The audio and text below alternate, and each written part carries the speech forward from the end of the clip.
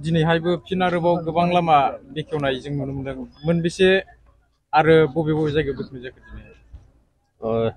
जों बयबो मिथिगौ जे दिनैहाय आसामाव बिकास जात्रा सोलिबाय थादों दाखालि मार्च दाननि 1 अक्ट'निफ्राय फैगौ 15 अक्ट'नि गेजेराव बे बिकास जात्राया सोलिगोन बिकास जात्राया बेनो जे 2023-24 मायथाइनि थाखाय आसामाव गोबां बेबायदि स्किमफोर हमनाय जाबाय आरो बे बिकास जात्रायाव जोङो मोनथाम खामानिखौ एकेलेटारि मावबाय थादों आसामाव डक्टर हिमन्त बिश्व शर्माखौ लाफानानै जोंनि गार्जेन मिनिस्टार आरो जोङो बिधायक हिसाबैबो मावबाय थादों बे जाहैबाय मोनसेया जाहैबाय लामा मावनो बा न' लुनो थाखाय अन्थाइ खाम्फा गायसननाय गुबुन मोनसेया जाहैबाय थांनाय फाइनान्सियेल इयारफ्राव लुखांनाय जेफोर आसनिफोर दं बेखौ बेखेवनाय आरो गुबुन मोनसेया जाहैबाय गोदान आसनिनि थाखाय भूमि पूजन बे हाबाफारिफ्रा सोलिबाय थादों दिनै जोंहा काजलगांव मिउनिसिपाल बर्डनि सिङाव गासै 7 कौटि रां देग्लाय 23-24 फाइनान्सियेल इयाराव जों मोननो हादोंमोन बिनिनो जोङो दाखालिनिफ्रायनो काजलगांवआव गासै 14टा लामा जोङो बेखेवबाय थादों बिनिनो दिनैहाय मोन 6 लामाखौ जों दिनै बेखेवदों गिबिथाराव जोंहा सोमदोन नोगोर बेंटल गेटआव बिनि उनाव गोजोनपुरियाव बिनि उनाव जोंहा किसान बाजाराव आमलायगुरि होननाय गामियाव बिनि उनाव जोङो नैबे डन बस्क'आव खुखुरमारियाव दा दिनै बे धालिगाव जों बेखेवदों दा मुख्यमन्त्रि बिथाङा आसामखौ जौगासार आसाम दानो नागिरदों भारतनि जौगासार रायजोफोरनि मादाव मोनसे खालामनो नागिरदों बिनिनो बाहागो हिसाबै दिनैहाय गोबां जायगायाव नोङो बे हाबाफारिफ्रा सोलिबाय थादों मैया माननीय गेदेर मुख्यमन्त्रि बिथाङा बङाइगाव फैनानै गोबां हाबाफारि बिथाङा लालांबाय अन्थाइ खाम्फा गायसननाय भूमि पूजन खालामनाय बेखेवनाय हाबाफारिखौ लालांबाय जोंनि चिरां जिल्लायावबो चिरां जिल्लानि गार्जेन मिनिस्टार मानगोनां बिथां उरखाव ब्रह्म बिथाङाबो फैनानै चिरां जिल्लायाव गासै 32टा बेबादि लुखांनाय स्किमफोर आरो गोदानै लुफुंनो नागिरनाय स्किमफोरखौ बिथाङा अन्थाइ खाम्फा गायसनफैदों फिथा हाफैदों बेयाव स्कुल दङ कलेज दङ जेजेएमनि आसनिफोर दङ लामा दङ स्कुलाव लुनाय बिल्डिं अलरेडि लुखांनाय दङ WPTनि दा बे गोबां हाबाफारिखौ लानानै मैया बिथाङा 32टा स्किमखौ बिथाङा लन्च खालामबाय आरो बेजों जों मिजिं खालामदों दिनैहाय सिडली समष्टिनि सिङाव जेफोर लामा दालां बान्दोफोर दङ बियो खोब खम समनि गेजेराव नैबेबायदि रेटआव बेबायदि हालाव जुदि खामानिया जाबाय थायो बे थाबैनो जोबस्रांगोन दिनै काजलगांव मिउनिसिपाल बर्डनि सिङावबो नैबे जिखिनि 7 कौटि रांनि गेजेरजों लामाफोरखौ बानायदों बेयाव आं आइडिया खालामदों 70% लामाफ्रा निश्चय लुखांजासिगोन फैबाय थानाय बोसोराव जोङो मेक्सिमाम जों ड्रेनखौ लागोन बिनि उनाव मोनसे मोननै लामा थानाय बेखौ जोङो खालामगोन बेजों पार्मानेन्टलि होननो हायै जों माखासे जेंनाफ्रा काजलगांव मिउनिसिपाल बर्डनि सिङाव जोबगोन बेयो जोंनि जौगानायनि मोनसे बिदिन्थि आरो बेखौ जोङो मावलांबाय थागोन आरो नोंथांमोननि मिडियानि गेजेरजों आं फोरमायखानो लुबैदों जोंहा 8 तारिखआव बिमा दैनि सायाव लुफुंजानाय आइ फुवालि जिखौ दालां 1 किल'मिटार फ्राम दालां बे दालांखौ 8 अक्ट' खालि ओइदिन माने जोंहा मानगोनां चिफ प्रमद बर' बिथाङा फैनानै बेखेवफैगोन बेनिखायनो बै दालांजों सोमोन्दो गोनां आरो खाथि खाला रायजो राजाफोर जोंनि हानजानि दैदेनगिरि सानसुमैफोर गासैखौबो बे हाबाफारियाव बाहागो लानो थाखाय आं खावलायबाय नुनो मोनदोंदि नोंथांनि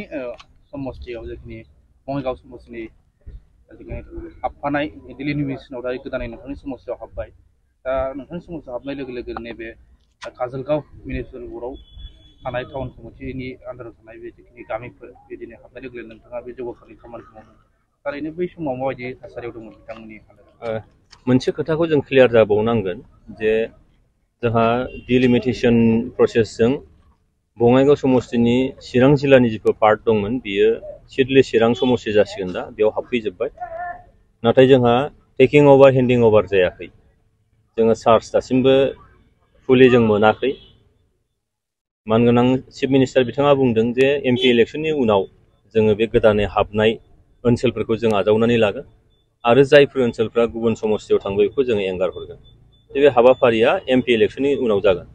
दा जों नुदों जे थांनाय नैबे ओनसोला थांनाय समाव बङाइगाव समष्टिजों दंमोन बियो बङाइगाव समष्टिनिफ्राय नैबे ओनसोला रायजो राजानि बुंनाय बायदिब्ला बिथांमोनहा जौगानायनि जेबो सुबिदा बिथांमोना मोननो हायाखैमोन। दिनै बिथांमोना सिडली चिरां समस्तियाव हाबफैनाय लोगो लोगो मोनसे जोबोद गोजोनथाव मोनदों, बिथांमोनहा गोग्गानाय मोनदों। आरो जिहेतु बे ओनसोला लकसभा समस्ति हिसाबै बरपेटा समस्तिमोन, बे दिनै 1 नं क'क्राझार समस्तियाव हाबनो थांगासिनो दङ। दा बेजोंबो जोंहा सिडली समस्तियावबो हाबबाय आरो क'क्राझार लकसभा समस्तियावबो हाबबाय आरो लोगोसेनो नैबे ओनसोला टाउन ओनसोल बा मिउनिसिपाल बर्डनि सिङाव दङ। मोनब्रै रोखोमै बिटिआर सरकारनिफ्रायबो आरो बे ओनसोलाव जौगानायनि हाबाफारिया जाबाय थादों। बेनिखायनो मोनब्रै बिथिंनिफ्राय नैबे ओनसोलाव जौगानाया जागोन, जौगालु हाबाफारिफ्रा जागोन आरो बेजों रेपिडलि मोनसे ग्रथ जागोन बा जौगानाय थांगोन होननानै आं फोथायदों। बर्डनि सिङाव थानाय नैबे गोजोनपुरी एरिया 4 नम्बर वार्ड, बेनि थाखाय बे रायजो राजाफोरनि थाखाय मोनसे गोजोनथाव बाथ्रा। बेवहाय लगभग माने 1300 मिटार जे लामा, पाका लामा जों दिनैहाय गायसननाय जादों, खुन्थिया गायसननाय जादों आसामनि मुख्यमन्त्रि पकिकरन मोनसे आसनिनि गेजेरजों। बे मिउनिसिपालिटिनि सिङावहाय जों 7 कौटि थाखा मोनबोदोंमोन आरो बेनिनो पार्ट हिसाबै नैबे गोजोनपुरी गामियाव, संगनपुरी गामियाव बेबायदिनो मोनब्रै मोनबासो स्किमा जों दिनै शुभारम्भ खालामदों आरो खोब गोजोनथाव बाथ्रा। गोबाव सम बे लामाया जायाखैमोन, दिनै मोननो हाबाय आरो बे लामा जानायाव निश्चय जोंनि बे